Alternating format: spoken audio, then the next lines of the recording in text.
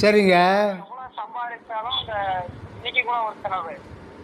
ஓ ஓ சரிங்க. 7,000 செலவு, அன்னைக்கு சேலம் போனப்போ ஒரு 7,000 செலவு, எல்லாம் செலவு தான் போயிடுச்சே தவிர மீதியே பண்ண முடியல. அப்படிங்களா? இப்போ உங்களுக்கு பிள்ளைங்க எத்தனை பேர்? ஒரே ஒரு பையன். என்ன படிக்கிறாப்புல? அவன் 4.5 வயசு தான் அவனுக்கு. அப்படிங்களா? சரிங்க சரிங்க. யூகேஜி படிக்கிறான். எங்கே வில்லிவாக்கத்துலையாவா? இல்ல இல்ல, சொந்த ஊர் சேலம் ஆத்தூர். ஓ நான் இங்க வந்து வண்டி ஓட்ட ஓ நீங்கள் தனியாக தங்கியிருக்கீங்க? ஆஃபீஸ் ஒர்க் பண்றாரு. அவர் அப்படியே ஜாயின் பண்ணிக்கிட்டு அப்படியே ஓட்டிட்டு இருக்கோம். ஓ நீங்கள் தனியாக கார் வாங்கிட்டீங்களா? ஆமா ஆமா, தனியா கார் வாங்கிருக்கோம். சரிங்க சரிங்க ஐயா, சரிங்க சரிங்க. ம். அதுதான் ஒருத்தர் வந்து என்னைய துவாரகா சித்தர் கோயிலுக்கு போயிருந்தேன் ஒரு டைம், திருப்பூர் பக்கம் போகும்போது. ஆ பார்த்து வந்துட்டு உனக்கு இந்த இடத்துலாம் மட்டும் இருக்கு, உனக்கு இப்படி இருக்கு, ஆ உன்னை சந்திக்க வைக்கிறாரு, ஆ வைஃப் வந்து சேர்ந்துரும், ஆ நான் சொல்ற பேச கேளு அப்படின்றாரு. அவர் யார் யார் அவர் யார் அவரு? அவரு ஒரு 40 வயசு இருக்கும். சரிங்க. அவர் வந்து அவரா வந்து மீட் பண்ணி உன்னை பார்த்து நான் சொல்லிடுவேன், நான் தியானம் பண்றேன் ஆ அப்படின்றாரு. உங்களுக்காக அவர் தியானம் பண்ணுறாரா? அவரு தியானம் பண்ணாரா, அதனால அவருக்கு வந்து இதெல்லாம் தெரியுதான். சரி. இந்த மாதிரிலாம் என்கிட்ட வந்து பேச ஒய்ஃப் வந்து வந்துடும், ஆ கார் வாங்குவேன் ஆ அப்படி இப்படின்னாரு. ஆ முருகன் தான் அம்ச இது பண்றாரு அப்படி இப்படின்றாரு. அப்புறம் ரீசார்ஜ் அது இதுன்னு காசு கேட்டாரு, பண்ணி விட்டேன். ஆ அதுதான் இந்த மாதிரி இதெல்லாம் நீங்க சொல்லுவீங்கல்ல, அதான் நம்பலாமா வேணாமா அப்படின்னு எனக்கு இல்லை, அதாவது வெளியில் யாரும் நம்பி ஏமாந்து போயிடாதீங்க. வெளியில யாரையாவது நம்பி ஏமாந்து போயிடாதீங்க. வரலாறு என்ன சொல்கிறாரு? கடைசி மேட்டுக்குப்பத்தில் பேருபதேசம் பண்ணும்போது உங்கள் எல்லோருக்கும் அண்ணன் தம்பி, தாய் தந்தை, அண்ணன் தம்பி முதலான ஆப்தர்களால் செய்யப்பட்ட உதவி எவ்வளவோ அதை விட கோடி கோடி பங்கு அதிகமாக உதவி கொடுக்கும்படியான இடம் இந்த இடம் சொல்கிறார் இல்லைங்களா? அந்த இடம் எது? அங்கே போனால் வந்துடுமாலாம்? அப்படின்னா மேட்டுக்குப்பத்தில் இருக்கிறவங்களுக்கு எல்லாருக்குமே கிடைக்குமே. அன்னைக்குலேருந்து இன்னைக்கு வரையில எத்தனை கோடி பேர் போயிருப்பாங்க.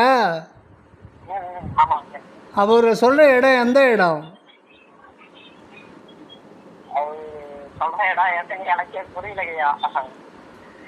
உதவி கொடுக்கும்படியான இடம் இந்த இடம் அப்படின்னு சொல்லிட்டாரு. அதை பிரிண்ட் போட்டவங்க அந்த புக்கில் பிராக்கெட்டில் மேட்டுக்குப்பம் அப்படின்ற சித்தி வளாகன்னு போட்டிருக்காங்க. கரெக்டா? புரிஞ்சுங்களா? இல்லை வேறு ஏதாவது இருக்காங்களா? அலுவலாக இருக்கீங்களா?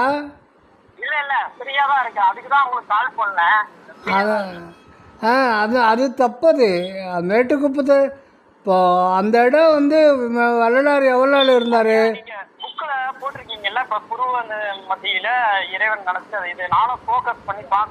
அதான் சிற்றபையில் தான் வந்து உங்களுக்கு எல்லாமே இருக்கு.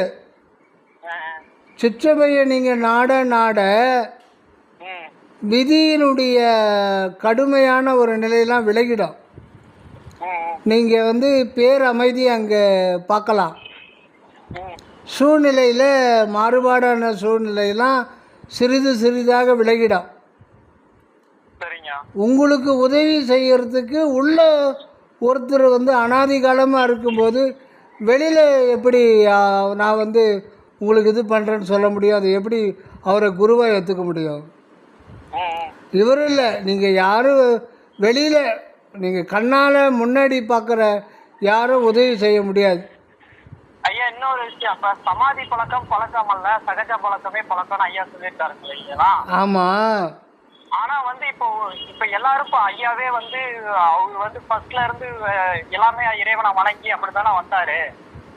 ஆமாம்மா, சமாதி பழக்கம்ன்றது அந்த பழைய சமய நெறிமுறைகளில் அது முக்கியமாக வேதாந்தம் சித்தாந்தம்லாம் வந்து சமாதியை தான் விரும்பினாங்க.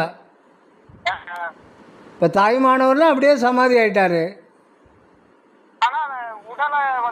பண்ணணும் எல்லா சித்தர்கள்லாம் சொல்றாங்கல்ல, உடலை அந்த இது திருமந்தத்துல கூட சொல்லுவாங்கல்ல, உடலை வளர்த்தேன் உயிர் வளர்த்தேன் அந்த வந்து இது சொல்லுவாங்க. அதாவது இல்லை அவர் திருமூலர் வந்து எல்லாத்தையுமே சொல்கிறாரு.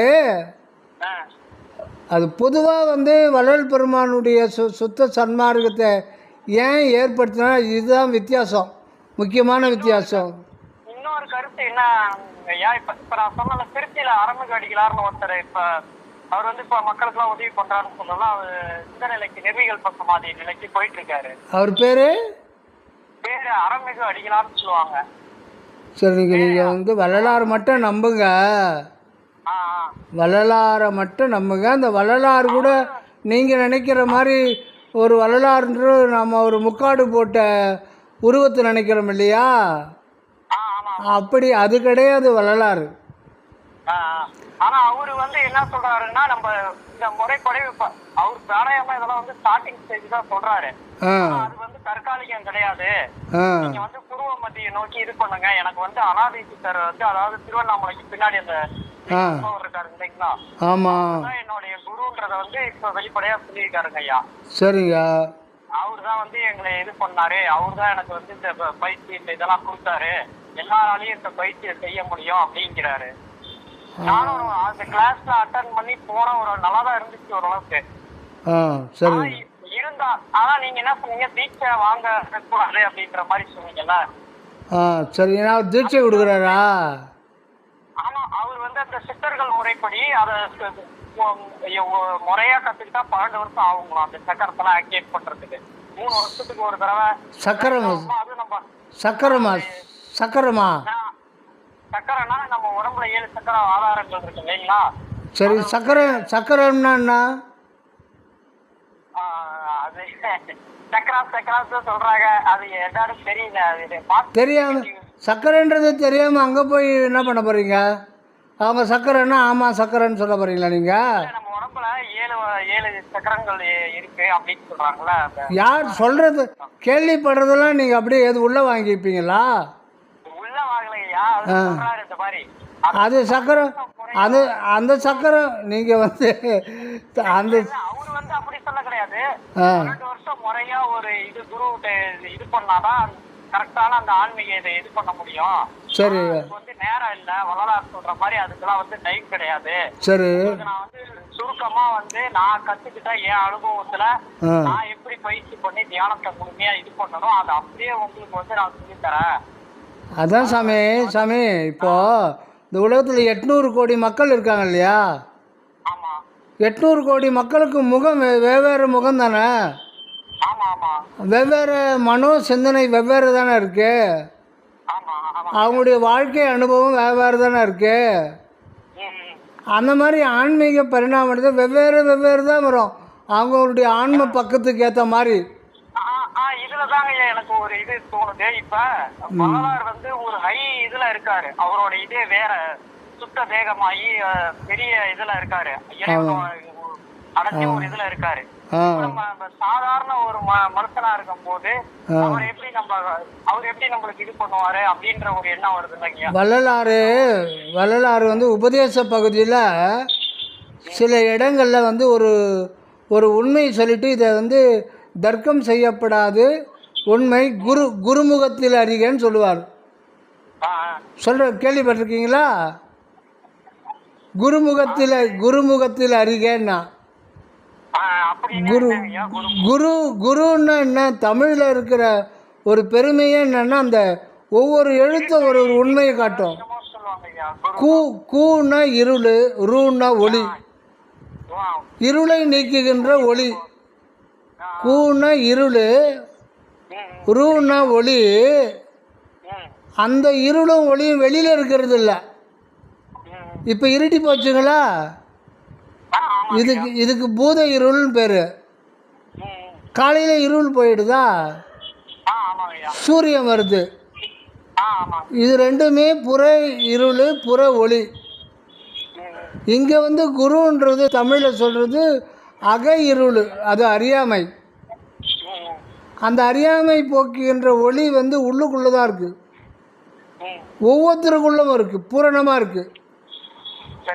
முதல்ல நம்ம தீர்மானம் பண்ணிக்க வேண்டியது என்னென்னா வள்ளலாருக்குள்ள எந்த அருட்பெருஞ்சோதி ஆண்டவர் பரிபூரணமாக இருந்தாரோ இருக்கின்றாரோ அதே போல தான் உங்களுக்குள்ள இருக்கார். சரிங்கய்யா சரிங்கய்யா அவர் இருக்காரு. ஆமாம். அவரை வந்து நம்ம எப்படி ரீச் பண்றது? இப்ப நெகிழ்ச்சியோட தோத்திரம் பண்ணி தான் அவரை இது பண்ணமே தவிர அத்தை விட்டுட்டு நீங்கள் வெளியில் குருவை தேடி கொண்டு போயினீங்களான்னா 1000 குரு வந்தாலும் உங்களுடைய நம்முடைய உள்ளே இருக்கிற அறியாமையோட போக்க முடியாது.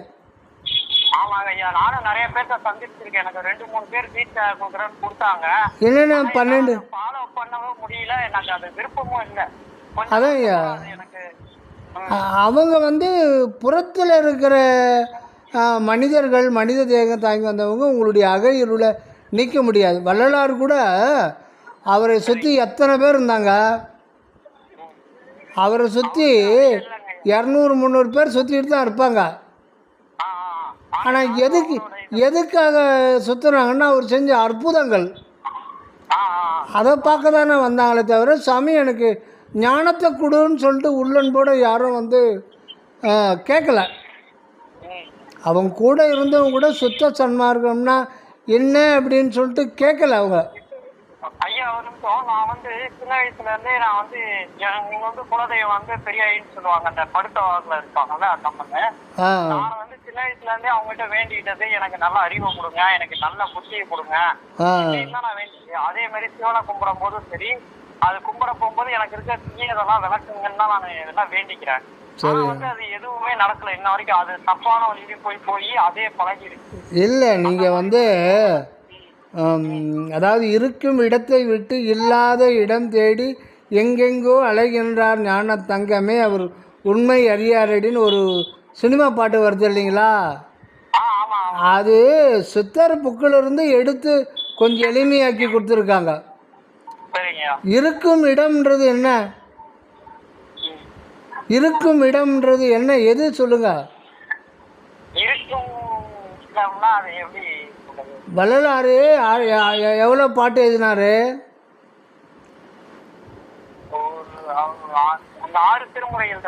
6 திருமுறைகள், மொத்தம் 6000 பாடல்.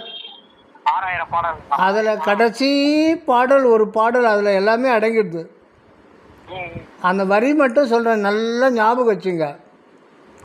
என் சாமி எனது துரை என்னுயிர் நாயகனார் இன்று வந்து நான் இருக்கும் இடத்தில் அமர்கின்றார். இது வந்து அவருடைய அனுபவம் இல்லை, நமக்கு நாலேஜுக்கு ஏன் கொண்டு வரனாருன்னா இது எல்லோருக்கும் பொதுவானதுன்றதா தான் நம்ம நாலேஜுக்கு கொண்டு வர்றார். இதை நீங்கள் பாடணும். என் சாமி எனது துரை என்னுயிர் நாயகனார் என் உயிர் நாயகனார். இது வள்ளலாருக்கு மட்டும் உயிர் நாயகன் கிடையாது. உங்களுடைய உயிர் ஆகிய ஆன்மாவுக்கு நாயகனாக இருப்பவர் உள்ள இருக்கவர் தான். அவர் உள்ளதாக இருக்கார், அனாதி காலமாக உங்களுக்குள்ளவே இருக்கார். நீங்கள் எப்போ அவரை திரும்பி பார்ப்பீங்க? நேரடியாக இடைத்தரகர்கள் யாரும் இல்லாமல் அவர் எதிர்பார்க்குறார். அதான் சொல்ல வரேன், அதுதான் இந்த தந்திரத்தை அவர் சொல்கிறார். நான் இருக்கும் இடம் எங்கே, அங்கே தான் கடவுள் இருக்கார். நான் நீங்கள் சொல்கிறீங்களா? ஒரு நாளைக்கு எத்தனை முறை சொல்கிறீங்க?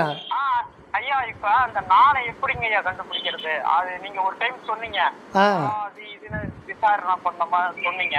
ஆமா, அந்த நான்றது அதை எப்படிங்க ஐயா நம்மளுக்குள்ள அதை ஃபோக்கஸ் பண்றதுன்னு எனக்கு தெரியலங்க ஐயா. நீங்க ஏன் நானை கண்டுபிடிக்க போறீங்க? நானுக்கு நீங்க வேறவா இருக்கீங்களா? இப்போ ஒருத்தர் வராரு, ஆட்டோவுக்கு கார் வைக்கிற பக்கத்தில் இருக்கிறவர் வந்து ஒரு இடத்துக்கு போகிறதுக்கு 500 ரூபா கேட்குறாரு. இன்னொருத்தர் வந்து 400 ரூபா கேட்குறாரு. அவங்க இல்லை முடியாது, நீங்கள் போங்க பேரம். அப்போ நீங்கள் வரீங்க, நான் கொண்டு போய் வரேன் வாங்க 300 ரூபாய்க்குன்றீங்க. அது எதை நீங்கள் நானுன்னு ஐடென்டிஃபை பண்ணியிருக்கீங்க? ஏதோ உங்களுக்கு தெரிஞ்சு தானே நீங்கள் நானுன்னு சொல்கிறீங்க. அதை எதை வச்சு நீங்கள் ஐடென்டிஃபை, ஏற்கனவே ஆல்ரெடி நீங்கள் ஐடென்டிஃபை பண்ணியிருக்கீங்க தானே சொல்கிறீங்க. ஆமா. இல்லை குத்து மதிப்பாக சொல்கிறீங்களா நானுன்ட்டு? நான் எதை நீங்கள் எதை நானுன்னு நீங்கள் சொல்கிறீங்க? நான்ன்றது நான் இருக்கேன்றது அந்த இதை வச்சு சொல்றேங்க ஐயா. நான் வந்து வரேன் இருக்கேன். அதாங்க நானுன்றது எதை சொல்கிறீங்க நீங்கன்னு கேட்குறேன். அதுதாங்க ஐயா புரியல. நான்ன்றது வந்து எதை சொல்றது? நம்ம உடம்பு நம்மளுடைய இப்போ இப்போ பேசிகிட்டு இருக்கிறது யாரு? பேசிட்டு இருக்கிறது நான் தாங்க ஐயா. அது கிளியர் தானே, உங்களுக்கு கிளியராக தானே இருக்கால? ஏதாவது சந்தேகம் இருக்கா? இல்ல இல்ல அதெல்லாம் எதுவும் இல்லைங்க. நீங்கள் தானே பேசுகிறீங்க. ஆமாங்க. அப்போ நீங்கள் யாருன்னு சொல்லுங்கள். நான் வந்து ஒரு உடம்பு அப்படின்னு எப்படி சொல்லலாம்? உடம்பா? உடம்பா? அது எப்படி சொல்றதுன்னு எனக்கு தெரியல ஐயா. நான் தான் அதை எதை குறிப்பிட்டு சொல்லக்கூடாது. நீங்கள் அந்த மாதிரி சொல்லக்கூடாது. விசாரத்துக்கு வந்துட்டீங்கன்னா நான் யாருன்னு சொல்கிறதுன்னு எனக்கே தெரிலன்னு எப்படி நீங்கள் நான் கொண்டு போய் விட்றேன் வாங்க 300 ரூபாய்க்குன்னு எப்படி சொல்லுவீங்க? உங்கள் குடும்பத்தை யார் மெயின்டைன் பண்ணுறது? குடும்பத்தை நான் தான். திருப்பி அந்த நான் தான் சொல்கிறீங்களே, அதை கிளாரிஃபை பண்ணாமல் எப்படி உயிர் வாழறீங்க? அப்போ அந்த ஐடென்டிஃபை நீங்கள் பண்ணணுமா இல்லை வெளியில் யாரானா குரு உங்களுக்கு பண்ணி கொடுப்பாங்களா? நான் தாங்க ஐயா பண்ணோம். அப்போ நீங்கள் என்ன எதை வச்சு நீங்கள் உங்கள் நானுன்னு சொல்கிறீங்கன்னு சொல்லுங்கள். எதை வச்சு நான் உங்ககிட்ட பேசுறேன். எதை சொல்றதுக்கு நான் பதில் சொல்றேன். சொல்லுங்கள். நீங்க சொல்றதுக்கு வந்து நான் பதில் சொல்றேன். அது மூலியமா நான் இருக்கேன். அந்த நான் வந்து வருது. அதான் நானுன்றது எது? அது எது? இந்த உடம்பு தான். உடம்பு எதுதான்? என் மனசு தான். சரி, உடம்பு முதல்ல உடம்புன்னு சொன்னீங்க. சரிங்க. இந்த உடம்புல இருக்கிற உங்கள் உடம்புல இருக்கிற இதயத்தை நீங்கள் பார்த்துருக்கீங்களா? இல்லைங்க ஐயா, நான் பார்த்ததில்ல. வேற யார் தானே ஆப்ரேஷன் பண்ணும்போது அதை காமிச்சிருப்பாங்க, பார்த்துருக்கீங்க. ஆமாங்க ஐயா. உங்கள் 2 கிட்னி வேணா இதயம் சொல்லி துடிக்குதுன்னு கை வச்சு பார்த்தா வேணா இதயம் அப்படியே துடிக்கும். உங்களுக்கு எத்தனை கிட்னி இருக்கு? 2 கிட்னிங்க ஐயா. அது எப்படி நீங்கள் சொல்கிறீங்க? உறுதிப்பட எப்படி சொல்கிறீங்க? நீங்கள் பார்த்தீங்களா? இல்லை, நான் பார்க்க கிடையாதுங்க ஐயா. கேள்விப்பட்டீங்க? ஆமாங்க ஐயா. கேள்விப்பட்டதை வச்சுட்டு அதை எப்படி அப்போ கிட்னி நான் உங்களுக்கு சொல்லுதா? இல்லைங்க ஐயா. பெருமூளை, சிறுமூளை, மூளை இதில் ஏதாவது நானுன்ற உணர்வு இருக்கா? இல்லைங்க. சிறுகுடல், பெருகுடல், இதயம், நுரையீரல்,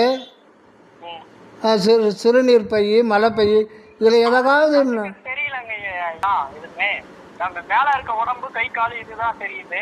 ஆமாம், இதுதான் தெரியுது. அப்புறம் எப்படி அதை பார்க்க முடியும் நம்மளால? இந்த மாதிரி தான் நீங்கள் விசாரம் பண்ணணும். சரிங்க. இந்த மாதிரி இப்படியே டெவலப் பண்ணிட்டு போங்க. அப்படியே உள்ளே போங்க, அமைதியாக உட்காருங்க. சரிங்க. எதை நானுன்னு சொல்கிறேன்? இப்போ வந்து இந்த உடம்பு தான் நானுன்ற நம்ம அந்த ஒரு உணர்வில் தானே இருக்கோம். ஆமாங்க ஐயா. அப்படி தானே நம்மளுக்கு அனுபவம் வருது. ஆமாங்க ஐயா. அது தப்பு அனுபவம். சரிங்க. அது தப்பான அனுபவம். அதுதான் விசாரம். மனிதன் மட்டும்தான் விசாரம் பண்ணி உண்மை நிலைக்கு வர முடியும். சரிங்க. ஆடு மாடுலாம் வர முடியும், ஏன்னா அதுக்கு மனம் கிடையாது. சரிங்க. அப்போ இப்போ நான் இந்த உடம்புனா இதயம் எங்கே இருக்குது, இதெல்லாம் எனக்கு டோட்டல் என்னுடைய இதயம் 72,000 நாடி நரம்புன்றாங்க. இதெல்லாம் எல்லாமே கேள்விப்பட்டது தானே. ஆமாங்க ஐயா. ஆனா ஐயா வந்து சொல்றாருங்களா ஐயா, இகவிசாரம் பண்றதை விட பரவிசாரம் பண்ணணும்னு சொல்றாங்க. அப்போ அதை எப்படி? இல்லை, நீங்கள் அந்த வார்த்தைகள்லாம் விட்டுடுங்க. சரிங்க. வார்த்தைகள் ஆல்ரெடி நம்ம படிச்சுட்டோம் திருவருட்பாலிருந்து. சரிங்க. அது மனதில் வந்து நீங்கள் வந்து அது ஆட்டோமேட்டிக்காக பதிவாயிடும். சரிங்க. நீங்கள் விசாரம் பண்ணும்போது தேவைப்பட்டுச்சுன்னா அதுவே வெளியில் வரும். நீங்கள் பரவிசாரம், இகலோக விசாரம் எல்லா வேர்டும் அப்படியே விட்டுடுங்க. சரிங்க. நீங்கள் எதை இப்போ நானுன்னு சொல்லுங்க. நீங்கள் இருக்கிறீங்களா இப்போது? இருக்காங்க. அதில் ஏதாவது சந்தேகம் இருக்கா? சந்தேகம்லாம் இல்லைங்க, இருக்கிறதுனால தானே பேசுகிறேன் உங்ககிட்ட. அப்போ எது வந்து உங்களுக்கு இருக்கிறேன்ற ஒரு உணர்வை கொடுக்குது?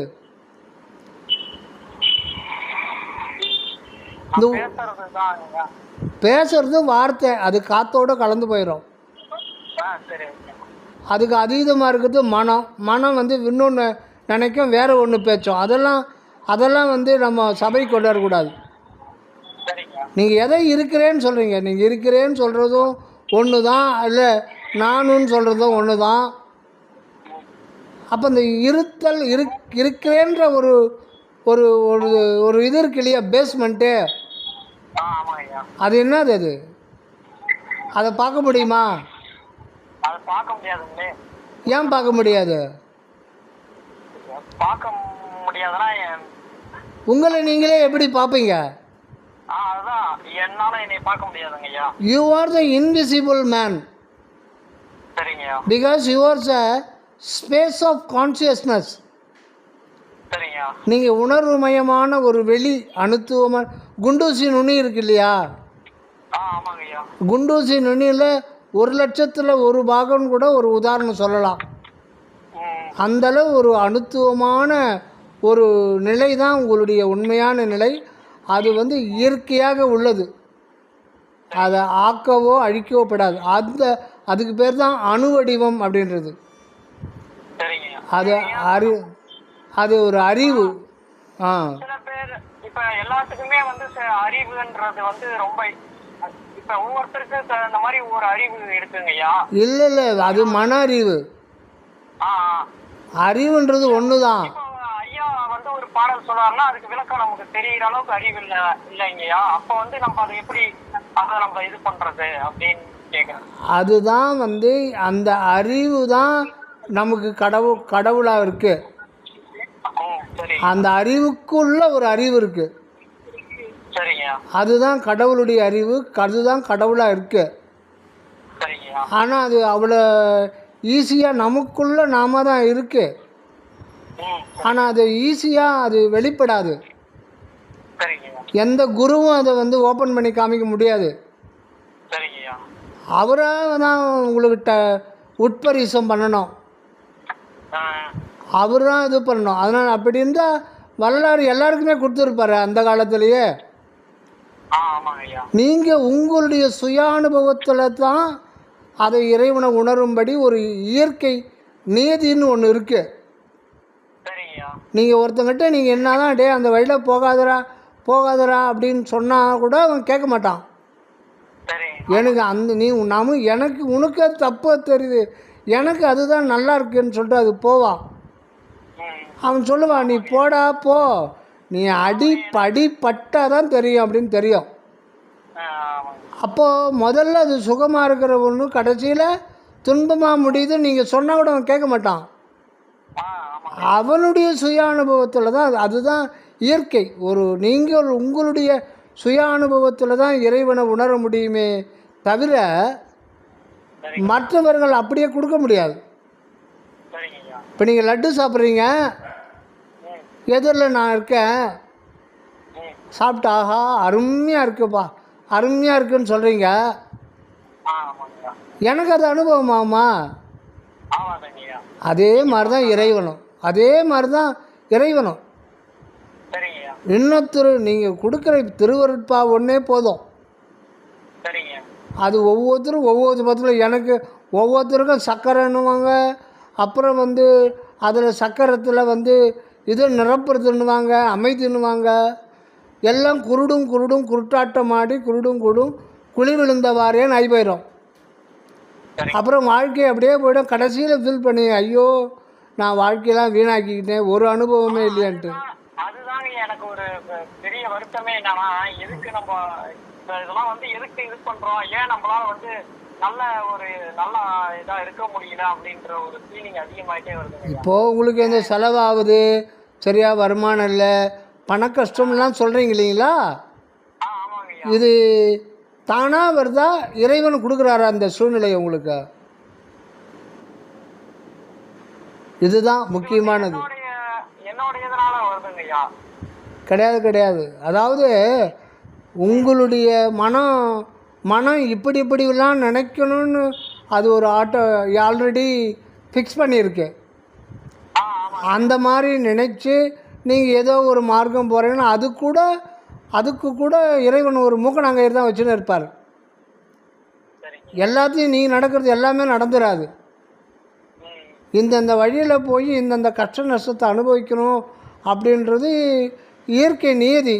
ஏன் இந்த நியதி இந்த கஷ்ட நஷ்டத்தெலாம் கொடுத்துட்டு நம்மளை நான் நல்லதை நினைச்சுதான் நான் போராடிட்டு இருக்கேன். ஏன் அந்த நல்ல விஷயங்கள் வந்து எனக்கு மாற்றம் வர மாட்டேங்குது? கடவுள் நீங்கள் என்ன மாற்றத்தை எதிர்பார்க்குறீங்க? எனக்கு வந்து தீய எண்ணங்கள்லாம் வருதுங்க ஐயா, அதுல இருந்து நான் வெளியே வரணும் அப்படின்னு. வர வர வர முடியாது, ம், வர முடியாது. ம். ஏன்னு கேட்குறீங்கன்னா, நீங்கள் தேக உணர்வில் இருந்தால் அது எல்லா எண்ணமும் வரும். தீய எண்ணமே உங்களுக்கு நமக்கு நல்லது மாதிரி தெரியும். ஆமாங்க. தீய எண்ணங்கள், தீய பழக்க வழக்கங்கள், தீய நட்பு, அது வந்து சாத்திரத்துக்கு தான் தீயதுன்னு தெரியும். நமக்கு ஜீவனுக்கு வந்து அது சுகமாக தான் இருக்கும். ஆமாங்க. கடவுளுடைய நம்ம இப்படி இருக்கலாம், நல்லா அப்படி சொல்லியிருக்காரு அப்படின்னு நினைக்கும் போது உலகத்தை பார்க்கும் போது இங்க அந்த ஒரு இதே மாறிடுதுங்க ஐயா. திருப்பி அதை விட்டு வெளியே வந்துடுறோம் ஃபுல்லா. அதான் அது பழைய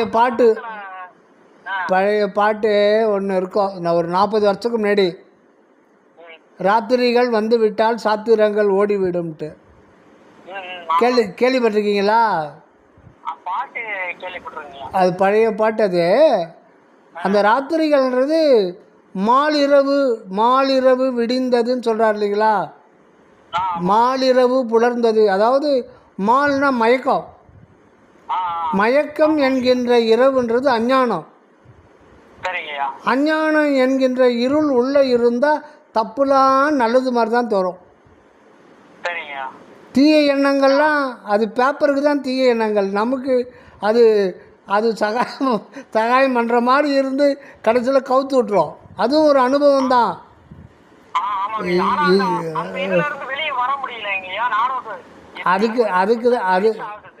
அதுக்கு தான் வள்ளுவர் சொல்கிறாரு, சார்பு உணர்ந்து சார்பு கட ஒழுகில் சார் தரு நோய். நோய்னா துன்பம், பிறப்பு, இறப்பு. இது எப்போ நீங்கும்? துன்பங்கள் எப்போ நீங்கும்? வேண்டாத சூழ்நிலை எப்போ நீங்கும்? அப்படின்னா சார்பு உணர்ந்து, இறைவன் நமக்குள்ளே சார்ந்திருக்கிறார், நமக்குள்ளவே சார்ந்திருக்கார். இப்போ இல்லை, அனாதியாகவே இயற்கையாகவே அதை உணரணும். நம்முடைய மனோசக்தியை நேரம் கிடைக்கும்போது காலையில் விடியறதுக்கு முன்னாடி எழுந்து ஒரு அரை மணி நேரம் அப்புறம் எப்படியாவது போட்டு விடுங்க. காலையில் ஆரம்பத்தில் ஒரு அரை மணி நேரம் மனதை வந்து உள்ளே செலுத்தி எல்லா உயிர்களும் இறைவா இன்புற்று வாழணும் அப்படின்னு சொல்லிட்டு இப்போதைய நம்ம சூழ்நிலையை எதையும் கருத்தில் கொள்ள வேண்டாம். ஏன்னா சூழ்நிலை வந்து ஆண்டவனுடைய அருளால் தான் நமக்கு கொடுக்கப்படுது.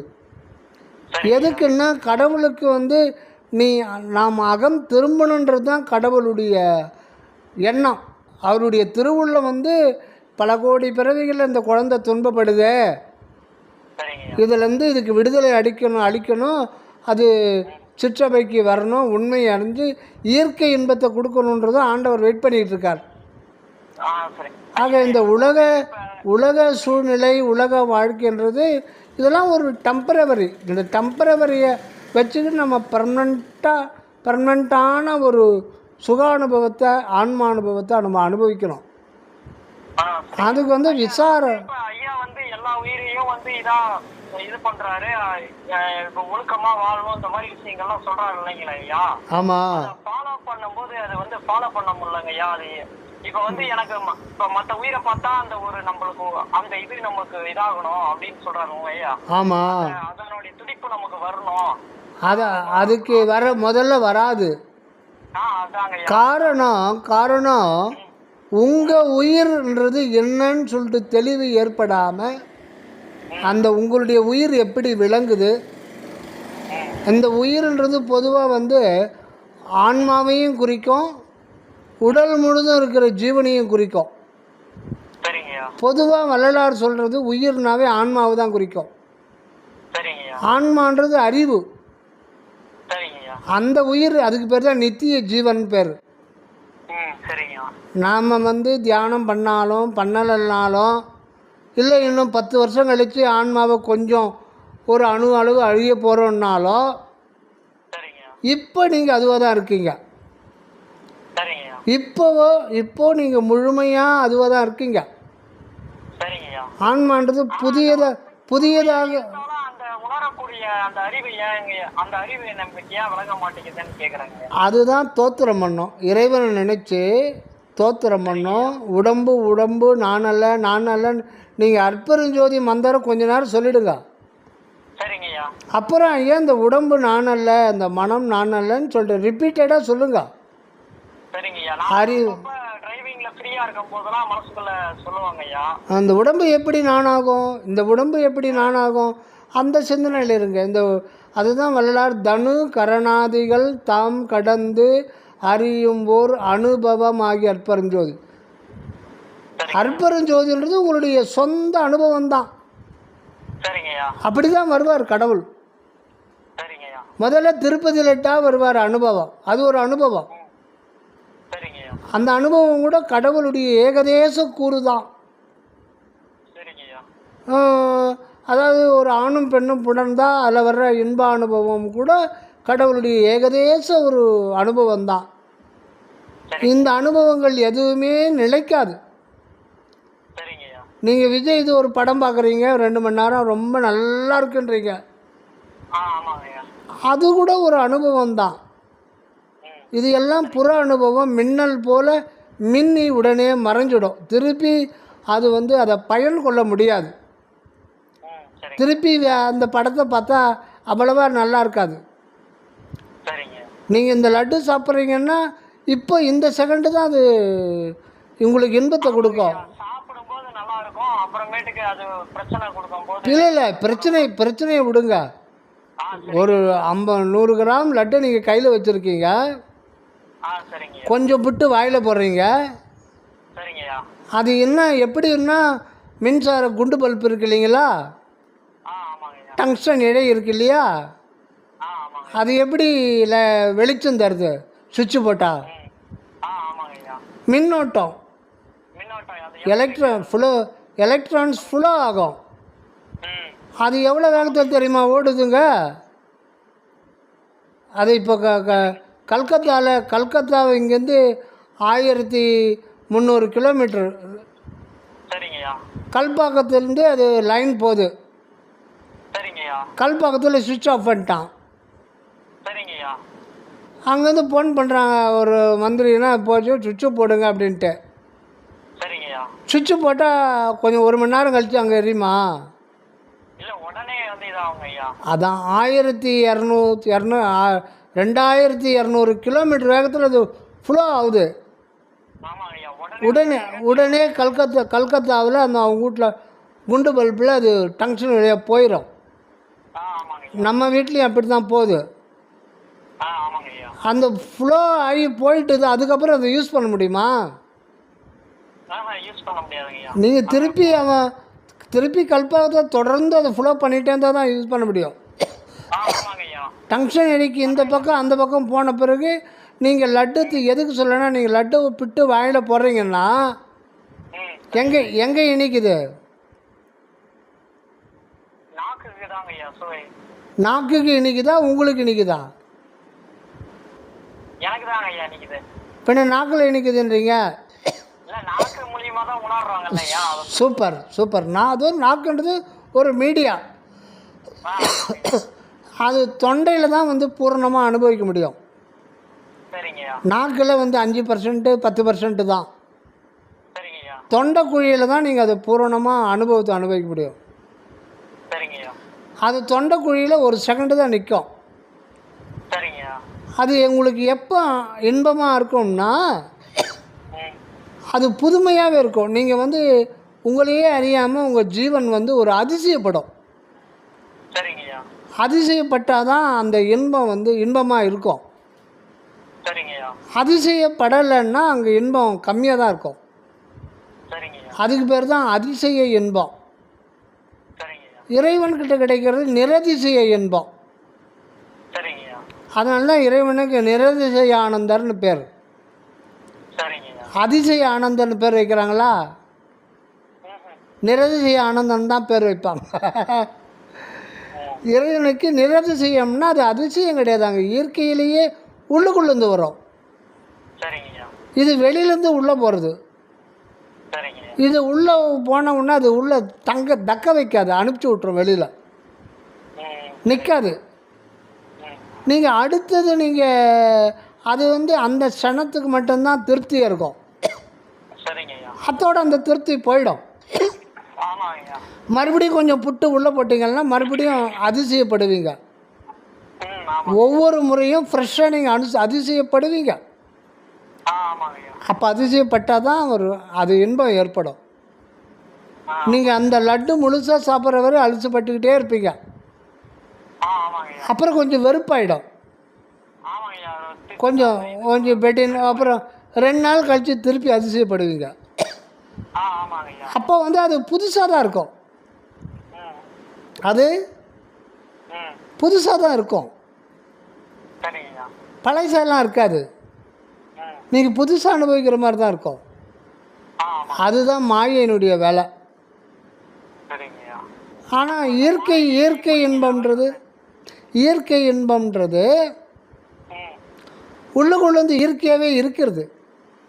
சரிங்க ஐயா. கடவுளுடைய இருப்பே இன்பம். எப்படிங்க ஐயா உணர முடியும்? அதுதான் அணுவாக நம்ம வந்து இறைவன்கிட்ட வேண்டி வேண்டி வேண்டி இறைவா எனக்கு என்னை காட்டி கொடு முதல்ல. சரிங்க ஐயா. இறைவன் முதல்ல எடுத்த உடனே அவரை காட்ட மாட்டார். நமக்குள்ளே தான் இருப்பார். சரிங்க ஐயா. ஆனால் அவரை முதல்ல காட்ட மாட்டார். சரிங்க ஐயா. முதல்ல அவரே நாம இருக்கிற உண்மையை முதல்ல காட்டி கொடுப்பார். சரிங்க ஐயா. அவரே ம். நாமாய் விளங்கி கொண்டிருக்கிற உண்மையை முதல்ல காட்டி கொடுப்பார். சரிங்க ஐயா. அப்புறம் நமக்குள் நாமாய் இருக்கிற உண்மையை அப்புறம் தான் காட்டி கொடுப்பார். சரிங்க ஐயா. அதனால்தான் வள்ளலார் வந்து உயிர் அனுபவம் உற்றிடில் அதனிடத்தே ஓங்கும் அருள் அனுபவம் உற்றிடும். முதல்ல உயிர் அனுபவம் முதல்ல வரும். சரிங்க ஐயா. அதாவது நீங்கள் ஆன்மா தான் அப்படின்ற அனுபவம் முதல்ல ஆண்டவருடைய அருள் தான் கொடுக்கணும். சரிங்க ஐயா. நீங்கள் சக்கரங்கள்லாம் பார்த்து 7 சக்கரங்களை பார்த்து 8வது சக்கரம் போகிறதுக்குள்ளே உயிர் போயிடும். ஆமாங்க ஐயா. சக்கரங்களை பிரகாசிக்க செய்து நம்ம வேலை இல்லை. சரிங்க ஐயா. சக்கரங்களுடைய வேலை உடம்பை பாதுகாத்துக்கிறது. அதெல்லாம் பழைய நெறிமுறை. அதில் ஆனா இப்ப அந்த சக்கரங்கள் ஆக்டிவேட் ஆக நம்மளுடைய குணங்கள் எல்லாம் மாறும், இறைவன்கிட்ட கொண்டு போகும்னு சொல்றாங்கல்லங்க ஐயா. நம்மளுடைய அதான் இடைத்தரகர்கள் இல்லாத ஒரு நிலையை கொடுக்கறது தான் வள்ளலாருடைய நிலை. சரிங்க ஐயா. நேரடியாக வந்து சிற்றபைக்கு போகிறது. சரிங்க. சக்கரங்கள் மூலமாக போனால் எதனா ஒரு இடத்துல லாக் ஆகி உங்களுக்கு சமாதி கொட்டிடும். ஆமாங்க. ஓ சரி. அப்போ உலக வாழ்க்கையில் ஈடுபட முடியாது. ஆமாங்க ஐயா. உலக வாழ்க்கையில் ஈடுபட முடியலன்னா நம்ம வாழறதே வேஸ்ட்டு. உலக வாழ்க்கையில தாங்க ஐயா நிறைய நம்ம அந்த இதுல போயிடுறோம், மூழ்கி போயிடுறோம். அப்ப உலகில் இருக்கும்போது தான் நீங்கள் 4 பேருக்கு உதவி செய்ய முடியும், உயிர்களுக்கு எதனா உதவி செய்ய முடியும். இரக்கம்தான் சுத்த சன்மார்க்கத்தில் மெயின். மற்ற மார்க்கங்கள்லாம் அதெல்லாம் கிடையாது. சமாதி கூடணும், அதுதான் மெயின் அவங்களோட நோக்கமே. அதனால கந்த சஷ்டி கவசத்தில் நிஷ்டையும் கைகூடும் அப்படின்னு சொல்கிறாங்க.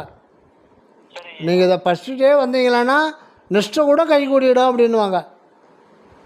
அப்போ அந்த காலத்தில் நிஷ்டை சமாதி கூடுறது தான் லட்சியமாக இருந்தது. நிஷ்டை கூட மண்ணுக்குள்ளே வச்சு பச்சிருவாங்க. 1000 வருஷம் கூட இருக்கலாம், 2000 வருஷம் கூட இருக்கலாம், 3000 வருஷம் கூட இருக்கலாம். ஆனாலும் மரணம் என்று ஒன்று உண்டு.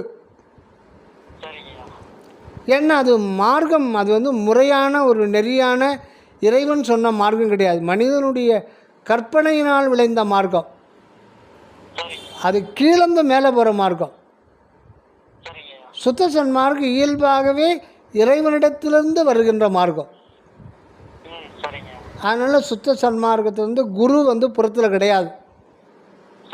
வள்ளலார் கூட தன்னை குருன்னு சொல்லலை. என்னை வணங்காதீங்கன்னு தான் சொன்னார்.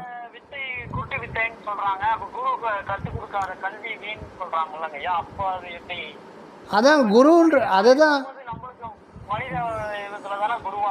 தொட்டு காட்டாத வித்தை வந்து சுட்டு போட்டாலும் யார் தொட்டு காட்ட முடியும்? அது புறத்திலிருந்து எப்படி தொட்டு காட்ட முடியும்? என் அறிவே என் ரசே என் குருவேன்னு சொல்கிறார் இல்லைங்களா? அவருக்கு வள்ளலார் குரு யார்? முதல்ல திருஞான சம்பந்தர்னு சொன்னார், அதுக்கப்புறம் வந்து மணிவாசகர் சொன்னார். அதெல்லாம் சுத்த சன்மார்க்கம் வந்த பிறகு எனக்கு குரு இறைவன் தான்ட்டார். குருவே பள்ளி எழுந்தருள்வாயே. ம். அதனால் ஒவ்வொருத்தருக்கும் குரு வந்து அவங்கவுங்களுக்குள்ளே தான் இருக்கிறாங்க. அவர் அருட்பெருஞ்சோதி ஆண்டவர் தான். அதனால் புற குருவை நாடாதீர்கள், அகக்குருவாகிய உள்ளொளியை நாடுங்கள் அப்படின்ட்டார். சரிங்கய்யா. அதனால் வெளியில் அலைஞ்சோம்னா வேஸ்ட்டு தான். ம். சரிங்கய்யா. தேடனா கிடைக்க மாட்டார் இறைவன். சரிங்கய்யா. ஏன்னா இறைவன் தேடனா கிடைக்க மாட்டார். ஆ, ஆ. தேடனா நீங்கள் ஏன் தேடுறீங்க? நீங்கள் எங்கே தேடுறீங்களோ, யார் தேடுறதோ அந்த தேடுறவனுக்குள்ளே தான் கடவுள் இருக்கார். ஓகேங்க. அதனால தான் வள்ளலார் வந்து மெய்யருள் உயிர்ப்பில் என்னை காட்டி எனக்குள்ளே இருக்கும் நின்னை காட்டியேன்னு பாடுவார். சரிங்கய்யா. நமக்கு நம்மை காட்டி கொடுக்கறது யார் காட்டி கொடுக்க முடியும்? வேறு யாராலையும் காட்டி கொடுக்க முடியும்? நமக்குள்ளே இருக்கிற அத்துவிதமாக இருக்கிற ஆண்டவர் தான் நமக்கு காட்டி கொடுக்க முடியும். அதனால் நெகிழ்ச்சியோடோ உள்ளன்போடோ உருக்கத்தோடோ உள்நோக்கி தோத்திரம் செய்து தியானம் செய்து உள்ள உருக்கத்தோடு ஐயா எனக்கு என்னை காட்டி கொடு, எனக்குள்ளே இருக்கிற உன்னை காட்டி கொடுன்னு வேண்டுதல் பிரார்த்தனை. இடையில உங்களுக்கு உங்களுடைய சூழ்நிலைக்கு ஏற்ற மாதிரி உங்களுக்கு பண வசதி இருந்தால் உங்களுக்கு யாருக்காவது உண்மையாக உள்ளபடி பசியோடு இருக்கிறவங்களுக்கு ஒரு 4 இட்லி வாங்கி கொடுங்க, முடிஞ்சால் வாங்கி கொடுங்க. இல்லை உங்களுக்கு பொருளாதார சூழ்நிலை ரொம்ப கஷ்டமாக இருந்தால் ஐயோ இவ்வளோ கஷ்டப்படுறாரு இறைவா, அவருக்கு யார் மூலமாச்சும் அவருக்கு சாப்பாடு கொடுன்னு வேணுனாங்க, அது நிறைவேறும். முடிஞ்சால் 2 இட்லி கொடுங்க வாங்கி கொடுங்க, இல்லை ஒரு 2 வாழைப்பழம் வாங்கி கொடுங்க, டீ வாங்கி கொடுங்க, ஏதோ ஒரு பாக்கெட் பிஸ்கட் வாங்கி கொடுங்க. ஆனால் அது போய் அவர் கரெக்டாக அது யூஸ் ஆகணும். நிறைய பேர் தூக்கி போட்டு போயிடுவாங்க. காசை மட்டும் கொடுக்காதீங்க. காசாக கொடுத்தா அந்த மாதிரி காசாக கொடுத்தா நேராக டாஸ்மார்க் வான்னு கூப்பிட்டு இருக்கோம். ஃபர்ஸ்ட் அப்படிதாங்க அது பண்றது. அப்புறமேட்டுக்கு நம்ம காசு கொடுக்க கூடாது, ஏதாவது வேணும்னா வாங்கிக்கிங்க நான் காசு தந்துடுறேன் நீங்க அப்படின்னு சொல்லிட்டு டிஃபனே ஏதாவது வாங்கி கொடுத்துருவாங்க. அந்த மாதிரி செய்யுங்க. அந்த மாதிரி செஞ்சு இந்த ஒரு இதுதான் நமக்கு தியானத்தை சரியான தியானத்தை காட்டி கொடுக்கும். சரிங்கய்யா. ஒருத்தர் கஷ்டப்படுறாரு, ஒரு கை கால் இல்லாத ஒருத்தர் போகிறாரு, அவருக்கு ஒரு வேளை சாப்பாடு கொடுக்கலாம். ஆனால் அவர் கஷ்டத்தை நம்ம வாங்கிக்க முடியுமா? வாங்க முடியாதுங்க. அவர் எப்படி கஷ்டப்படுறான்றதை கொஞ்சம் நினச்சி பாருங்க. ஐயோ இப்படி கஷ்டப்படுறாரு இறைவா அப்படின்னு நினைங்க. அப்படியே இருக்கிறத டெவலப் பண்ணோம். ஒரு கண்ணு இல்லாத பார்க்குற வராங்க, இயற்கையிலேயே அவர் பார்த்தா வயசானவராக தெரியுது, பிறவிலேயே கண்ணு இல்லாதவராக இருப்பார் போல இருக்கு. இப்போ அவருக்கு 70 வயசு. 70 வயசு வரையில் அவர் கண்ணு இல்லாத உலகத்தில் எப்படிலாம் கஷ்டப்பட்டு யோசனை பண்ணி பாருங்க. ஜஸ்ட்டு ஒரு நிமிஷம் அப்படி பண்ண தான் இறைவன் நமக்குள்ளேருந்து வெளிப்படுவார். அதுதான் ஆன்ம உருக்கத்தை கொண்டு கடவுளை வழிபாடு செய்தல் தான் ஜீவகாருண்யம். அப்படி தான் செய்யணுமே தவிர நீங்கள் வெளியில் அந்த சக்கரத்தை பிரகாசம் பண்ணி கொடுக்குறேன், அந்த சக்கரத்தை ஓப்பன் பண்ணி கொடுக்குறேன்னு சொல்லிட்டீங்களன்னா போச்சு, அதோட நம்ம கதையே பிறவியே வேஸ்ட் ஆகிடும். உங்களுக்கு சொல்ல நீங்கள் எடுத்துப்பீங்களா எனக்கு தெரியாது. சொல்ல வேண்டிய கடமை. இல்லைங்கய்யா, எனக்கு அதுதான் என்ன சொன்னா அவர் வந்து முறையா வந்து நிர்வீகல்ப மாதிரி சித்தர்கள் முறைப்படி செஞ்சுட்டு இருக்கேன். சரி. அது மூலியமா நான் பட்ட அனுபவத்தை தான் நான் உங்களுக்கு சொல்லித்தரேன். சரி. எல்லாருமே இந்த மாதிரி வந்து எல்லாத்தையும் அடைய முடியும். வள்ளலாருடைய இது வந்து அவருடைய நெறி வந்து அது வேற இது, சித்தர்கள் முறை வந்து வேற இது. சித்தர்கள் முறையெல்லாம் அது இனிமேலுக்கு ஒர்க் அவுட் ஆகாது. அது லாக் பண்ணிட்டார். இப்போ ஐயப்பசாமி கோயிலுக்கு போனால் ஒரு குறிப்பிட்ட நாள் கழித்து பெரிய பாதை அடைக்கப்பட்டதுன்னு போட்டுருவான், பெரிய பாதை திறக்கப்பட்டதுன்னு போடுவான். இப்போ எல்லா பாதையும் வள்ளலார் வந்து அடைக்க சொல்லிட்டார் இறைவனே. நீங்கள் அங்கே போனீங்கன்னா கூட உங்களுக்கு வந்து இது கிடைக்காது, அதில் கிடைக்க வேண்டிய சிறிய ரிசல்ட் கூட கிடைக்காது. அதை இது நம்ம முதல்ல தெரிஞ்சுக்கணும். அந்த பாதைகள் அனைத்துமே மூடப்பட்டு விட்டது. அதனால் நீங்கள் புருவ மத்தி தான் நமக்கு புகலிடம். புருவ மத்தினா வெளியில் இல்லை, உள்ள வந்து ஒன்றும் இல்லைங்க, இருக்கிறேன்ற ஒரு உணர்வு இருக்கு இல்லையா, ஆமாங்க. அதை பற்றி ஆராய்ச்சி பண்ணுங்க. அங்கே அது என்னன்ட்டு உள்ளே பாருங்கள், உள்நோக்கி பாருங்கள். சரிங்கய்யா. அவள் தாங்க இதுதான் மெயின். அதுதான் நான் இருக்கும் இடத்தில் அங்கே வந்து அமர்கின்றார் அப்படின்னா புதுசாக வரல, அவர் ஏற்கனவே இருக்கார். இப்போ தான் அனுபவத்துக்கு இப்போ தான் அனுபவத்துக்கு வர்றாரு. உள்ளே இருக்கிறவர் அங்கே இருக்கிறன்றது இப்போ தான் அனுபவத்துக்கு வர்றாரு. அன்றதுனால நான் இருக்கும் இடத்தில் வந்து அமர்கின்றார். இவ்வளோ நேரம் நான் இருக்கும் இடம் எங்கன்னே தெரியாமல் இந்த உடம்பு நான், இந்த மனம் நான் அப்படின்லாம் நம்ம ஒரு தப்பான எண்ணத்தில் இருந்துட்டோம். அதனால் அறியாமையில் இருந்துட்டோம். அப்போ நான் இருக்கிற இடம் எது? நான் இருக்கிற இடம் நான் தான். நான் இருக்கிற இடமே நான் இருக்கிற இடத்துல தான். அதை தேட வேண்டியதில்லை. அந்த அந்த இடத்த விட்டு நம்ம வந்து அகலவே முடியாது.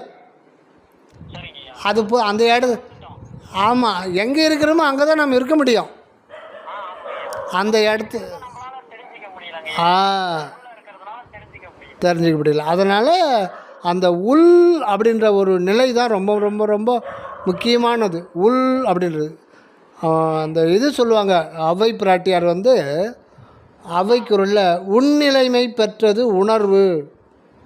இப்போ நம்ம உணர்வு இந்த மாமிச உடலில் கலந்து போயிருக்கு. நீங்கள் ஒன்றுமே நமக்கு என்னென்ன உறுப்புகள் இருக்குன்னே தெரியலன்னா கூட இந்த உடம்பு தான் நானுன்ற ஒரு அனுபவத்தில் இருப்போம். அது குற்ற அனுபவம். அது குற்ற அனுபவம், நல்லா சரியான அனுபவம். அதனால தான் வள்ளலார் வந்து குற்றமே அறிவாய் குற்றமே அனுபவமாய் இருக்க நான்ன்றார்.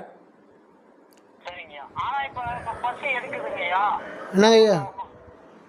அது சாப்பிட்டுலைன்னா நம்மளுக்கு மயக்கம் வர்றது, இந்த மாதிரி இது உடம்பு சோர்வாகிறது, சரியா தூங்கலைன்னா சோர்வாகிறது, இந்த மாதிரிலாம் வருது இல்லைங்கய்யா? ஆமாம்.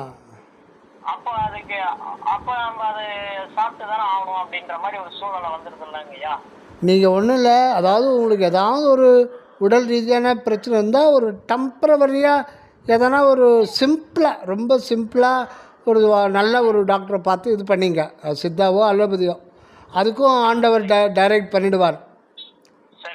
ஆனால் நம்ம சிற்றவை அப்படி அதை பற்றி ஒரு ஆய்வு எடுத்து அதை நம்மளுடைய அதை அறியணும், என்னென்ன அறிந்து கொள்ளணும். அதனால் தன்னை அறிய தனக்கு ஒரு கேடில்லை, தன்னை அறியாமல் தானே கெடுகின்றான், தன்னை அறியும் அறிவை அறிந்த பின் தன்னை அருச்சிக்கத்தான் இருந்தானே என்றார்.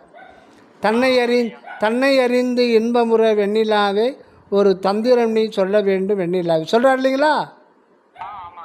அதே இன்னொரு பாட்டில் தன்னை அறியா என்னை இன்னலுறச் செய்தாயே, தகுமோ தகுமோ தகுமோ என்று அலறவும் இன்னும் தயவு வரவில்லையா உனக்கு என் மீதில் என்ன வர்மம் சொல்லையான்னு சொல்கிறார் இல்லைங்களா?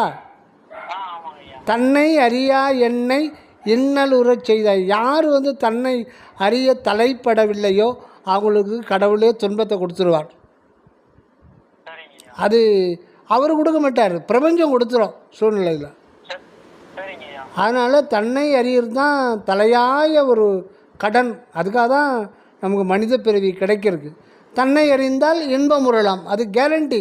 வள்ளலாரே சொல்கிறார், நீ தன்னை அறிந்த. ஏன்னா அங்கே வந்து எல்லாமே நிறைவாக இருக்குது. நீங்கள் எதை எதிர்பார்க்குறீங்களோ, எதை ஒன்று நீங்கள் எதிர்பார்க்குறீங்களோ வெளியில், அது உள்ள அதை விட கோடி கோடி பங்கு அதிக நிறைவுலாம் உள்ளே இருக்குது. அதனால் உங்களுக்கு தேவையானதை உள்ளே வந்து வாங்குங்கன்றார். வெளியில் கையை நீட்டாதீங்க. பஸ்ஸில் சொல்கிறாங்கல்ல, கரம் சிரம் புறம் நீட்டாதீர். அதே மாதிரி தான் கரம் சிரம் புறம் நீட்டாதீர். நீங்கள் வந்து கரம்ன்றதே ஆன்மாவை தான் குறிக்கும். கை அப்படின்னாலே அது ஆன்மாவை தான் குறிக்கும். கைன்னா என்ன? கைக்கு ஒரே எழுத்து ஒரு மொழி. அது கைக்கு என்ன அர்த்தம் தெரியுங்களா? இருப்புன்னு அர்த்தம். ஒருத்தர் ஜவுளி கடையில் ஏப்பா அந்த அந்த நயன்தாரா சேலை எவ்வளோப்பா நம்ம கையில் இருக்குதுன்னு கேட்குறாங்களா? அவன் கையிலே வச்சுக்கிறான், சூப்பர்வைசரா. இருப்பு, கையின்ற ஒரு எழுத்துக்கு ஒரு இருப்பு. அந்த இருப்பு அப்படின்றதே கடவுள் தான். கடவுளுக்கு மட்டும்தான் அந்த இருப்பு இருக்குது. அதான் மணிவாசகர் என்னையும் இருப்பது ஆக்கினன். அந்த ஒன்றான இருப்பு தான் நமக்கு உள்ள வெளிப்படும் போது இருக்கிறேன் இருக்கிறேன் இருக்கிறேன் அப்படின்ற ஒரு உணர்வு சுடர் வெளிப்பட்டுக்கிட்டே இருக்கு. சரிங்கய்யா. அது கடவுள் இடத்துல இருந்தால் வந்துன்னு இருக்கு. சரி. அந்த ரேஸை பிடிச்சிக்கிட்டு போயிட்டே இருந்தால் அங்கே போயிடலாம். சரிங்கய்யா. அந்த ரேஸை பிடிச்சிட்டு போயிட்டே இருந்தால் அது கடவுளை காட்டி கொடுத்துரும். சரிங்கய்யா. ஆக நீங்கள் ஒரு உணர்வு சொல்லுங்கள். நீங்க இப்போ வந்து அந்த உங்களுக்கு எல்லா விஷயங்களும் இப்ப தெரியுதுங்களா இங்கயா? அதெல்லாம் ஒன்றும் நான் வந்து பூஜ்ஜியங்க ஐயா, ஏதோ படிச்சு சொல்கிறது. அததான் கேக்குறேன். அப்ப நீங்க வாழ்க்கையில உங்களுக்கு உணர்ந்துட்டீங்கல்ல உங்க அனுபவத்துக்கு, அதுக்கு கேட்டாங்க. அதெல்லாம் அனுபவம் ஒன்றும் இல்லைங்க ஐயா. இப்போ நம்ம விடிகாலம் எழுந்துக்கணும், மிஸ் பண்ணக்கூடாது. சரிங்கய்யா. விடிகாலத்தில் மிஸ் பண்ணாமல் உட்காந்துடணும். அப்படியே ஒரு 1/2 hour உட்காந்து ம். ஒரு 3 நிமிடம் மட்டும் அற்புதஞ்சோதி மந்திரம் சொல்லுங்கள். சரிங்கய்யா. புருவ மத்தி தான் உங்களுக்கு வந்து எய்ம். சரிங்கய்யா. அந்த புருவ மத்தின்னா நீங்கள் வந்து வெளியிலலாம் நினச்சிக்காதீங்க. சரிங்கய்யா. கையறவிலாது நடுக்கண் புருவ பூட்டு கண்டு களி கொண்டு திறந்துண்டு நடுநாட்டுன்னு சொல்கிறார் இல்லைங்களா? சரிங்கய்யா. அந்த புருவத்தை எப்படிங்கய்யா பார்க்கறது? நீங்கள் பார்க்கலாம் கூடாதுங்க. கண்ணில் பார்க்குற ஐட்டமாக அது கண்ணாலேயோ மனதாலேயோ காட்டி கொடுக்க முடியாது.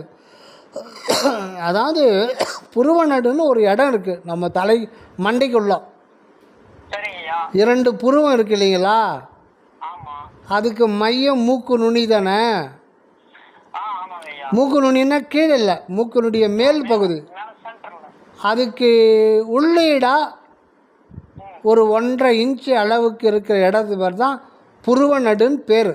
அது ஒரு பரிபாஷை. அதுக்கு உருவெல்லாம் கற்பிக்காதீங்க. சரிங்கய்யா.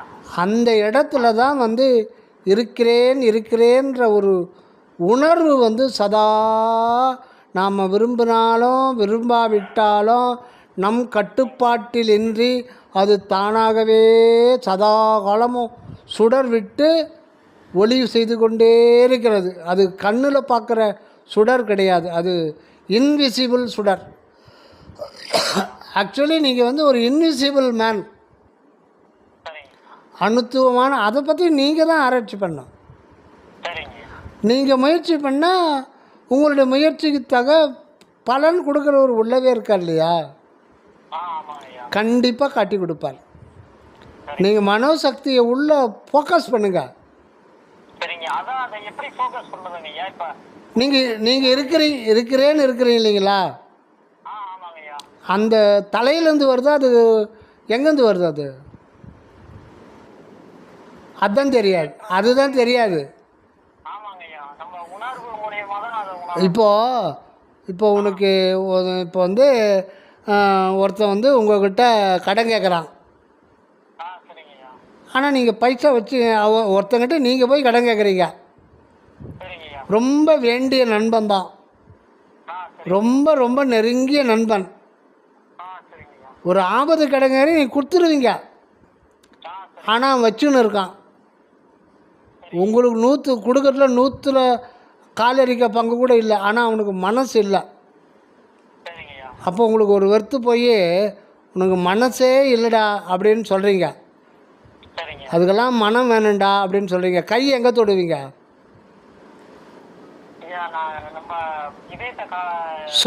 சூப்பர் இதயத்தை தொடுவீங்க. ஏன்னா மனம் அங்கே இருக்குது. ஆனால் நீங்கள் அவனை பார்த்து உங்களுக்கு அறிவு இருக்கான்னு கேட்டிங்கன்னு வச்சுங்க, நான் இவ்வளோ கஷ்டப்படுறேன், உனக்கு கொஞ்சம் கூட இரக்கம் இல்லை, உனக்கு அறிவு இருக்கான்னு கேட்குறீங்க. இப்போ விரலை எங்கே தொடுவீங்க? சூப்பர். அப்போ அறிவு எங்கே இருக்கு? அதனால்தான் எல்லா அனுபவமும் வந்து மண்டைக்குள்ளே தான் போகும். அதனால தான் உங்களுக்கு தலையில் வச்சுக்கிறாரு. பார்க்குற அறிவு, கேட்குற அறிவு, சுவைக்கிற அறிவு, தொடர் அறிவு எல்லாம் வந்து கடவுள் எங்கே வச்சுருக்காரு? அதை அறிவு சுற்றி தான் வச்சுருக்காரு. கண், நாக்கு, மூக்கு, செவி, ஞான கூட்டத்துள் பன்னாக்கி நின்ற பழம்பொருள் ஒன்று உண்டு. திருமூலர் அண்ணாக்கு மேலே அகண்ட ஒளிகாட்டி பெண்ணாக்கி நம்மை பிழைப்பித்தவாறே வாழ்வித்தவாறே. இது ஒன்று போதும், இதை பிடிச்சிங்க. அண்ணாக்குக்கு மேலே தான் அந்த அகண்ட ஒளி இருக்குது. அது பார்க்குற ஒளி கிடையாது. ஒளின்னா உடனே நம்ம சூரியனை பார்க்குறோம் இல்லையா, அப்படி நினச்சக்கூடாது. சரிங்கய்யா. அது ஒரு இருப்பு, இயற்கை உண்மையே தான் இருக்குது, பேரே இயற்கை உண்மை, அவ்வளோதான். சரிங்க. அந்த உண்மையான இருப்பு எப்படிங்கய்யா அது நம்மளுக்கு இதாகும்? நீங்கள் இருக்கிறீங்க இல்லையா, ஆமாங்கய்யா. அது மூலம் தான் பார்க்க முடியும், வேறு வழியெல்லாம் கிடையாது. சரி, ஓகே ஓகே. ஐயா வந்து உருவம் இல்லாம தியானம் பண்ணக்கூடாதுன்னு சொல்றாங்கல்ல, அதுக்கு அந்த நீங்க கூட அந்த பயிற்சியில கூட புக்ல சொல்லியிருக்கீங்களா? அதாவது ஆரம்பத்தை நீங்கள் தாமரையெல்லாம் ஒன்றும் வேண்டாம், ஒரு தீபத்தை மட்டும் நினச்சிங்க. ஒரு நினைக்கணும்னு நினைக்கிறப்ப அது மைண்ட்ல நிக்க மாட்டேங்குதுங்க ஐயா. நீங்கள் இல்லைங்க, விளக்கு எத்தனை முறைங்க பார்த்துருக்கீங்க? ஆமா. வெளியில் பார்க்குற விளக்க உள்ளே நினச்சிக்கங்க, மனசில் நினச்சிங்க. அது நிற்கலைன்னா பரவாயில்ல, நிற்கும் போது நிற்கட்டும், மறையும் போது மறையட்டும். அது ட்ரேசஸை மட்டும் நினச்சிங்க. அதுதான் நானுன்னு நினைங்க. அந்த நானுக்குள்ளே தான் தானாகி கடவுள் இருக்கான்னு நினைங்க. அந்த நானுன்ற அந்த விளக்கு வந்து உண்மையில் அருவந்தான். அதை ஏன் வள்ளல் பெருமான் முதல்ல அருவத்தில் போனோன்னா, நாம் உருவத்திலேயே இருந்து இருந்து இருந்து உருவத்தை பார்த்து பார்த்து பார்த்து பழகிட்டோம். பிரபுன்னா அதை பாரு, அந்த ஃபோட்டோவில் இருக்கிற அதான் நானுன்னு சொல்லி பழகிட்டோம். எதிரில் நினைக்கிற உருவம் தான் நீங்கள் சத்து பொருளும் பார்த்து பழகிட்டீங்க, பழகிட்டோம். அதனால் அந்த பழக்கத்திலேருந்து மீண்டு வரணுன்னா நம்ம கடவுள் நினைக்கும் போது ஒரு உருவத்தை பார்க்க சொல்கிறார். உருவம் கரைந்து பின்னர் அருவமாகனா எப்போ அருவமாகும்? அது ஒரு 10 ஜென்மம் ஆன பிறகு அருவமாகுமா? நீங்கள் இந்த ஜென்மத்திலே எல்லாத்தையும் நீங்கள் அடைஞ்சணுன்னு தான் வள்ளலாருடைய ஆணை. உருவத்தை கொஞ்ச நேரம் நினச்சிக்கிட்டே இருங்க. அந்த இருக்கிறேன்றது என்ன நீங்கள் ஆய்வு பண்ணால் உடனே உருவம் மறைஞ்சிடும். திருப்பி அது நீங்கள் இருக்கிறேன்ற உணர்வு என்னடா அது தேடும்போது அது கொஞ்சம் ஃப்ளாஷ் ஆகி திருப்பி மறைஞ்சிடும். திருப்பி அந்த தீபத்தை நினைங்க, திருப்பி அந்த இருக்கிறேன்றது என்ன அப்படின்னு உங்களை நீங்களே உங்களுக்குள்ளே போங்க. அப்போ திருப்பி அது தீபம் மறைஞ்சிடும். விட்ருங்க, அதை அப்படியே விட்ருங்க. திருப்பி வந்து அது ஒன்றும் தெரியாத மாதிரி திருப்பி இப்படியே நீங்கள் உருவம் அருவுருவ உணர்வு தான் நீங்கன்றது. அப்புறம் நமக்கு கொஞ்சம் கொஞ்சமாக எங்கள் ஆண்டவர் உள்ளதானே இருக்கார்.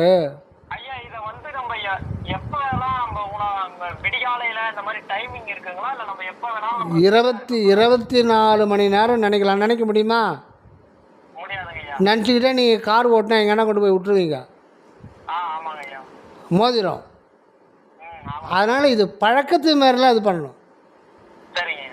பழக்கத்து மாரி இப்போ பைக்கில் ஒருத்தன் போகிறான்,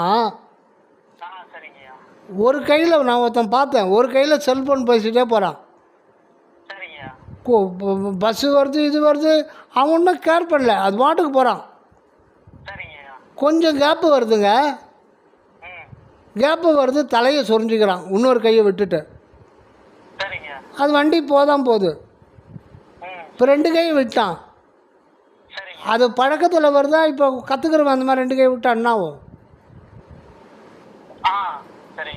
இப்போ நீங்கள் தேகம் நானுன்ற உணர்வில் நீங்கள் இயல்பாக இப்போ இருக்கீங்க. இப்போ நீங்கள் வண்டி ஓட்டு போகிறீங்களே, எதுவும் பிரச்சனை வருமா? வராது இல்லையா? இப்போ இருக்கிற உணர்வில் நீங்கள் வண்டி ஓட்டி போகிறீங்க, தேக உணர்வில் கரெக்டாக ஓட்டின்னு போகிறீங்க இல்லையா? ஆனால் இந்த உணர்வு பொய்யான உணர்வுலேயே நீங்கள் கரெக்டாக ஓட்டின்னு போகிறீங்க. மெய்யான உணர்வு கிடைக்கிற வரையில் நீங்கள் வந்து எப்போனா ஒரு முறை, அப்புறம் அப்பப்போ ஒரு முறை, அப்புறம் கேப் கிடைக்கும் போது 5 நிமிஷம் அப்படி பண்ணிட்டே வந்தோம்னா அது ஸ்ப்ரெட் ஆகி கொஞ்சம் கொஞ்சமாக 4ஆம் வட்டத்தில் அது அப்படியே ஸ்ப்ரெட் ஆகும். அப்புறம் நீங்கள் எதுவாக இருக்கிறீங்களோ அதுவாக இருப்பீங்க, நீங்கள் கடமையும் கரெக்டாக செய்வீங்க. இப்போ எடுத்த உடனே அந்த இதுக்கு போக முடியாது. அதுதான் அது பழக்கத்தை மாரிலாம். பழக்கத்தை செந்தமிழும் நாப்பழக்கம்னு சொல்லுவாங்க இல்லைங்களா? அது மாதிரி தான் கலைத்தொழிலும் அதே மாதிரி தான். அந்த நான்ன்றது யாருன்றது பழகணும். கடவுளோட பழக அந்த இருப்பு என்னையும் இருப்பதாக்கினான். தத்துவம் அனைத்தும் இருப்பது இல்லாததெல்லாம் தத்துவம் அனைத்தும் தாம் ஒருங்கு ஒழிந்திட சத்துவம் ஒன்றே தனித்து நின்று ஓங்கிட அந்த நிலை வர்ற வரையில் நாம் கொஞ்சம் இப்படி அப்படியும் தான் இருந்துக்கணும். காரியம் புறக்கடமையும் மறவாமல் இருக்கணும், அக உண்மையும் மறக்காமல் இருக்கணும். அப்போ நீங்கள் விடிகாலில் யாரானா வந்து 4:30 மணிக்கு சவாரி கேட்பாங்களா? ஃப்ரீ. அப்போ எந்த ஒரு ஃப்ரீயாக இருப்பீங்க. அப்போ உங்கள் கவலை மொத்தத்தையும் ஆண்டவன் மேலே போட்டுருங்க. அப்பா உன்னை நம்பிட்டேன். நீங்கள் வள்ளலாரை நினைக்காதீங்க, முக்காடு போட்டதெல்லாம் நினைக்காதீங்க. அவர் வள்ளலார் உள்ளொளியோடு உள்ளே இருக்கார். அவரை புரிஞ்சிக்கிறதுனா நாமளாக ஒரு முடிவு பண்ணி அவர் முக்காடு போட்டவர் வள்ளலார் நினச்சிக்கிட்டு அந்த உருவத்தில் இது பண்ணாதீங்க. அதெல்லாம் வந்து கடல் நீரில் ஒரு ட்ராப் மாதிரி. வள்ளலார் இந்த பிரபஞ்சம் முழுதும் நிறைந்திருக்கார். அதனால் வள்ளலாரோட வந்து நிலை வந்து அவர் உள்ளொளியாக இருக்கார், இன்விசிபிள் அற்பெருஞ்சோதியாக இருக்கார், பிரபஞ்சம் முழுதும் நிறைந்து. அவரை வந்து நாம எதனா உருவம் பண்ணி உருவத்தை நினச்சோம்னா அது வந்து ஒரு குறைஞ்சபட்ச பிரயோஜனம் தான் கிடைக்கும். நம்ம எல்லா மொத்த பலனும் நாம் பெற்றுக்கணும். அதனால் உண்மை நிலைக்கு வரணும். இயற்கை உண்மை தான் இப்போ வள்ளலாராக இருக்கார். சரிங்க